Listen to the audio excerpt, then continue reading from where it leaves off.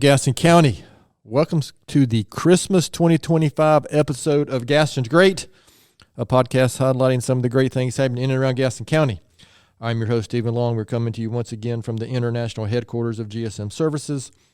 We simply believe in discussing more of the reasons why Gaston's great. We are not highlighting another great organization this week, but we are highlighting a great time of year. And much to the chagrin of Rachel, probably, I have convinced her to record and be on the mic for the Christmas episode. Thank you, Rachel.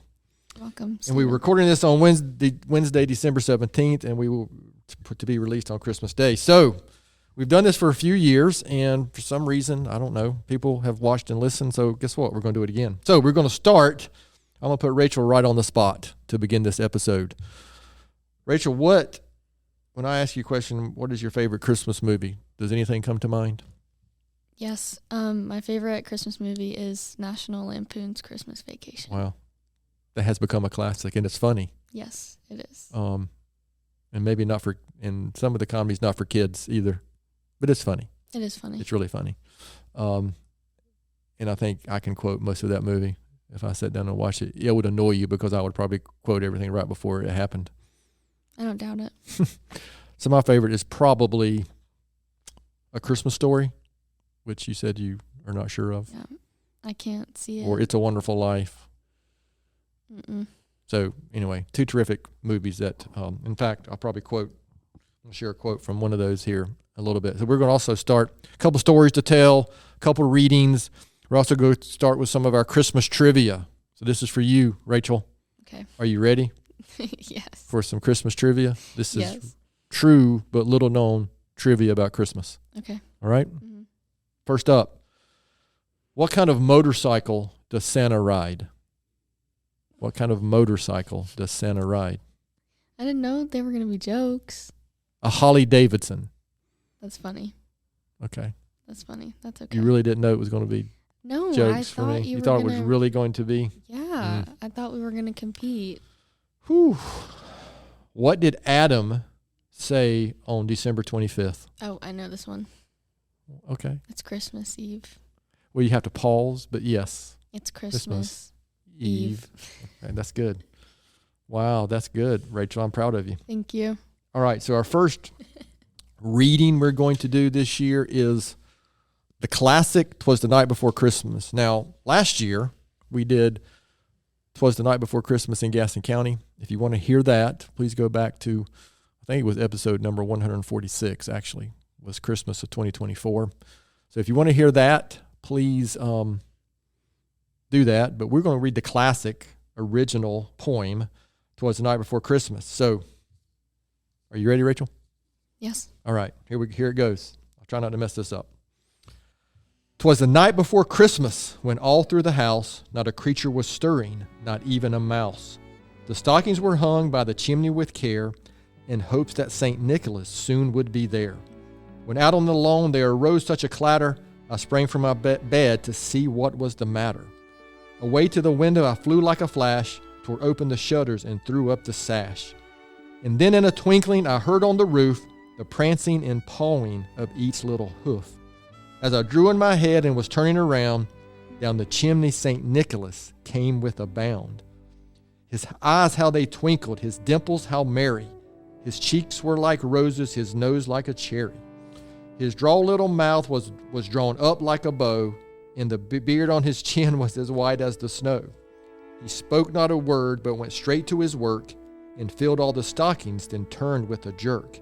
And laying his finger aside of his nose, and giving a nod, up the chimney he rose. He sprang to his sleigh, to his team gave a whistle, and away they all flew like the dawn of a thistle. But I heard him exclaim as he drove out of sight, Merry Christmas to all, and to all a good night. Oh, wow, that was very good. Good timing. Good timing on that one. I didn't get any womps on those jokes, though. No. All right, you ready for a couple more Christmas trivia? Yes. You See sure? if I know any of them. Okay. Here's a good one. What happened to the man who stole the Advent calendar? What happened to the man who stole the Advent calendar? Don't know that one. he got 25 days. Oh. Okay. Oh, boy. All right. What weather forecast did Mrs. Claus give Santa? What weather forecast did Mrs. Claus give Santa, Rachel? I could not tell you. It's going to rain, dear. That one was. Okay, yeah. We're moving right along here. I hope you were enjoying this on your drive or run or just sitting around your office or Christmas morning. You can share this with your family on Christmas morning. So the next thing that we have done, probably the last 2 Christmases, we're going to read one of my favorite books of all time, How the Grinch Stole Christmas. Surely you're familiar with How the Grinch Stole Christmas. Yes. And you've seen the cartoon, the original cartoon, not Yes. the new movies. The original, like old cartoon? Like the old one they like the used 30-minute the one? people? Oh, no. Rachel, you've got to look that up. That's better No. than. Is it animated? Yes, that's No, better I than the haven't 2 new seen that movies. That's better than the movie with Jim Carrey, and it's even better than their most recent animated one, in my opinion, The Grinch. The Jim Carrey one is the one that I've seen. I haven't seen the that most one's newest that one's a little over the top for me personally, but so I like the original, where Boris Karloff is the narrator, and then The Grinch, the new one, is it Illumination? Maybe is the anyway. I'm not sure. I would encourage you to go look that one up. Okay. That's what this is based directly on the book. Okay. All right. So here we go. Make sure I'm got good audio here. You ready? Yep. All right. Here's a reading of How the Grinch Stole Christmas. Every Who down in Whoville liked Christmas a lot, but the Grinch, who lived just north of Whoville, did not. The Grinch hated Christmas the whole Christmas season. Now, please don't ask why. No one quite knows the reason. It could be his head wasn't screwed on just right. It could be, perhaps, that his shoes were too tight. But I think that the most likely reason of all may have been that his heart was 2 sizes too small. But whatever the reason, his heart or his shoes, he stood there on Christmas Eve, hating the Who's, staring down from his cave with a sour, grinchy frown at the warm-lighted windows below in their town. For he knew every Who down in Whoville beneath was busy now hanging a mistletoe wreath.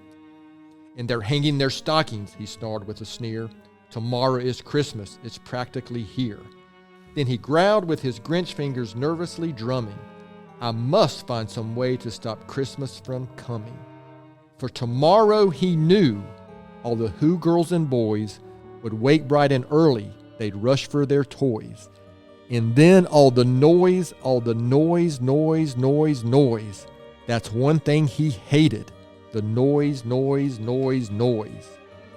Then the Who's young and old would sit down to a feast, and they'd feast, and they'd feast, and they'd feast. They would feast on Who pudding and rare Who roast beast, which was something the Grinch couldn't stand in the least. And then they'd do something he liked least of all. Every Who down in Whoville, the tall and the small, would stand close together with Christmas bells ringing. They'd stand hand in hand, and the Who's would start singing. They'd sing, and they'd sing, and they'd sing. And the more the Grinch thought of this Who Christmas sing, the more the Grinch thought, I must stop this whole thing. Why, for 53 years I've put up with it now. I must stop this Christmas from coming. But how? Then he got an idea, an awful idea. The Grinch got a wonderful, awful idea. I know just what to do, the Grinch laughed in his throat, and he made a quick Santa Claus hat and a coat. And he chuckled and clucked, what a great Grinchy trick. With this coat and this hat, I look just like Saint Nick. All I need is a reindeer. The Grinch looked around, but since reindeer are scarce, there was none to be found. Did that stop the old Grinch? No, the Grinch simply said, if I can't find a reindeer, I'll make one instead. So he called his dog Max. Then he took some red thread and he tied a big horn on the top of his head. Then he loaded some bags and some old empty sacks on a ramshackle sleigh, and he hitched up old Max. Then the Grinch said, "Get up," and the sleigh started down toward the homes where the Who's lay a snooze in their town. All their windows were dark, quiet snow filled the air. All the Who's were all dreaming sweet dreams without care. When he came to the first little house on the square, "This is stop number 1, said the old Grinchy Claus. The old Grinchy Claus hissed, and he climbed to the roof, empty bags in his fist. Then he slid down the chimney, a rather tight pinch, but if Santa could do it, then so could the Grinch. He got stuck only once for a moment or two, then he stuck his head out of the fireplace flue. Where the little Who stockings all hung in a row, these stockings, he grinned, are the first things to go. Then he slithered and slunk with a smile most unpleasant around the whole room, and he took every present. Pop guns and bicycles, roller skates, drums, checkerboards, tricycles, popcorn, and plums. Then he stuffed them in bags. Then the Grinch very nimbly stuffed all the bags one by one up the chimney. Then he slunk to the icebox. He took the Who's feast. He took the Who pudding. He took the roast beast. He cleaned out that icebox as quick as a flash. Why, that Grinch even took their last can of Who hash. Then he stuffed all the food up the chimney with glee. And now, grinned the Grinch, I will stuff up the tree. And the Grinch grabbed the tree and he started to shove when he heard a small sound like the coo of a dove. He turned around fast and he saw a small Who, little Cindy Lou Who was not more than 2. The Grinch had been caught by this tiny Who daughter, who'd got out of bed for a cup of cold water. She stared at the Grinch and said, Santa Claus, why? Why are you taking our Christmas tree? Why? But you know that old Grinch was so smart and so slick, he thought up a lie and he thought it up quick. Why, my sweet little tot, the fake Santa Claus lied, there's a light on this tree that won't light on one side. So I'm taking it home to my workshop, my dear. I'll fix it up there, then I'll bring it back here. And his fib fooled the child, then he patted her head, and he got her a drink and he sent her to bed. And when Cindy Lou Who went to bed with her cup, he went to the chimney and stuffed the tree up. Then the last thing he took was the log for their fire. Then he went up the chimney himself, the old liar. On their walls he left nothing but hooks and some wire. And the one speck of food that he left in the house was a crumb that was even too small for a mouse. Then he did the same thing to the other Who's houses, leaving crumbs much too small for the other Who's mouses. It was 1:15 dawn, all the Who's still abed, all the Who's still a snooze when he packed up his sled. Packed it up with their presents, the ribbons, the wrappings, the tags and the tinsel, the trimmings, the trappings. 3,000 feet up at the side of Mount Crumpet, he rode with his load to the tip-top to dump it. Pooh-pooh to the Who's, he was grinchiously humming. They're finding out now that no Christmas is coming. They're just waking up. I know just what they'll do. Their mouths will hang open a minute or two. Then the Who's down in Whoville will all cry boo-hoo. That's a noise, grinned the Grinch, that I simply must hear. So he paused, and the Grinch put his hand to his ear. And he did hear a sound rising over the snow. It started in low, then it started to grow. But the sound wasn't sad. Why, the sound sounded merry. It couldn't be so, but it was merry, very. He stared down at Whoville. The Grinch popped his eyes, then he shook. What he saw was a shocking surprise. Every Who down in Whoville, the tall and the small, was singing without any presents at all. He hadn't stopped Christmas from coming, it came. Somehow or other, it came just the same. And the Grinch, with his Grinch feet ice cold in the snow, stood puzzling and puzzling. How could it be so? It came without ribbons. It came without tags. It came without packages, boxes, or bags.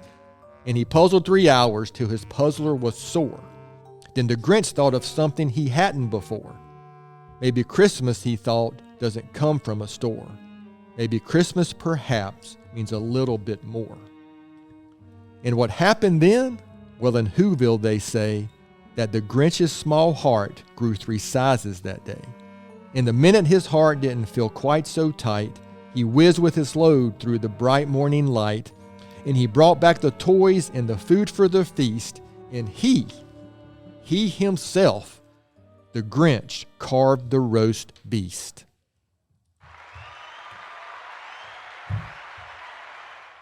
Have you ever read that before? I feel like I have when I was a kid, but I've just seen the movie. Have you ever heard anybody read it before out loud? Mm-mm. So this was like the best day of your life so far then? Yeah. Hearing that read out loud? But I like Dr. Seuss. Yeah. Oh, he's terrific.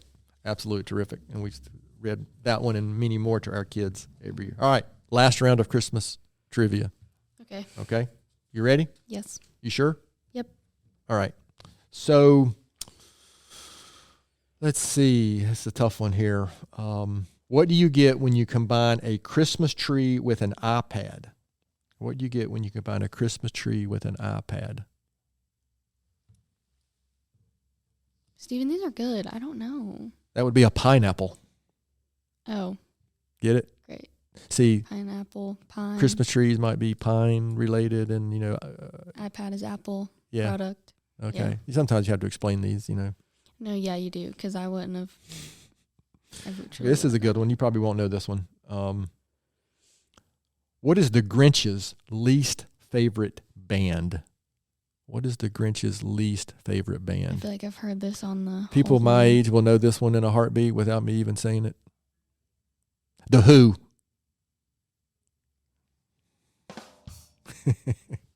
That's funny. Oh, goodness. All right. We want to do one more? Sure. All right. Let's see. Gosh. I'll finish with this one. That's pretty good. What do you call an obnoxious reindeer, Rachel? What do you call an obnoxious reindeer? I've heard all of these and I forget the answers. Well, some of these are on our own hold. I know. That's why I know them. Okay. But I forget the answers. I don't know. So, what do you call an obnoxious reindeer? That would be rude off. Yep. Get it? Yep. All right. See, rude, if you put an E on there, it's part of. Okay. Mm-hmm. All right. Thank you, Stephen. You're welcome. I'm glad I could be here to explain these. All right, I'm going to do a couple quick quotes, and we're going to finish this episode up. I told Rachel she wouldn't have to endure this very long. So, if you follow me at all on social media, one thing I do once a week is share some type of quote or thought for the week. And the last 3 weeks of the year, I share the same ones every year. So this week was first. Next week will be the week of Christmas. Will be the second one, but there are 2 quotes I love to share around the Christmas season. The first one is from the movie It's a Wonderful Life and Clarence the Guardian Angel. If you're not familiar with the movie It's a Wonderful Life, I would encourage you to go check it out. It's a great story of, redemption and significance, and it talks about how significant our lives are and the impact that we make on people. Sometimes we don't even know it. But Clarence the Guardian Angel was talking to George Bailey, the main character, and he told him, "Strange, isn't it? Each man's life touches so many other lives. He leaves an awful hole when he's not around, doesn't he?" So the point there is we don't realize the impact sometimes we're making, positive, negative, or whatever the case, but we do make an impact, and it's super important. And I'm getting ready to reread a quote from the book we just read at the near the end of How the Grinch Stole Christmas. But when the Grinch realizes that maybe Christmas is a little more than the commercialized, what it's become, and why the Who's were not, they were not sad when he had taken everything. But, the Grinch thought, maybe Christmas, the Grinch thought, doesn't come from a store. Maybe Christmas, perhaps, means a little bit more. Right, Rachel? Yes. All right. Last thing, we're going to finish this one up. Another one of my all-time favorite Christmas, TV shows is Charlie Brown Christmas. In the very end, and I'm going to set this up real quick. Shirley, you've seen a Charlie Brown Christmas, right? Mm. Okay. I'm not sure where you can watch those now. Probably on some streaming service or something, maybe Apple Plus or something. But anyway, so near the end, there's a monologue that Linus gives, after Charlie Brown's a little frustrated because he can't seem to find out what Christmas is all about. And, he he went and pulled this pathetic Christmas tree out. It's leaning over with one ornament on it. I mean, it's quite funny. And Charlie Brown says, "I guess you were right, Linus. I shouldn't have picked this little tree," said Charlie Brown. "Everything I do turns into a disaster. I guess I don't really know what Christmas is all about." Isn't there anyone who knows what Christmas is all about? And Linus responds, "Sure, Charlie Brown, I can tell you what Christmas is all about," said Linus. "Lights, please." "And there were in the same country shepherds abiding in the field, keeping watch over their flock by night. And lo, the angel of the Lord came upon them, and the glory of the Lord shone round them, and they were sure afraid. And the angel said unto them, Fear not, for behold, I bring you good tidings of great joy, which shall be to all people. For unto you is born this day in the city of David a Savior, which is Christ the Lord. And this shall be a sign unto you. Ye shall find the babe wrapped in swaddling clothes, lying in a manger. And suddenly there was with the angel a multitude of the heavenly host, praising God and saying, Glory to God in the highest, and on earth peace, goodwill toward men." When he finished with the last line, Linus turned to the audience. "That's what Christmas is all about, Charlie Brown." So I love finishing our Christmas episode every year with that short reading because for me, that is what Christmas is all about. It's also just a good time of year for us to be thankful, a time between Thanksgiving and the New Year. I've said more than once, I wish we could keep that feeling the entire year. There seems to be a little more grace for each other. Everybody seems to be a little nicer for the most part. So just keep that. Maybe we can work to keep that feeling for the rest of the year. So I'm not going to have the big ending and paragraph or everything that I read at the end, but from everybody here at GSM Services in Gaston's Great, and on behalf of our producer, Rachel Cowart, Yes. we want to wish everyone a Merry Christmas and a Happy New Year, and please be on the lookout for new episodes probably coming sometime in February. But like I mentioned on the last episode, we're going to take a little break. But as always, thanks again for hanging out with us, and please come back in 2026 to hear more reasons why Gaston's great.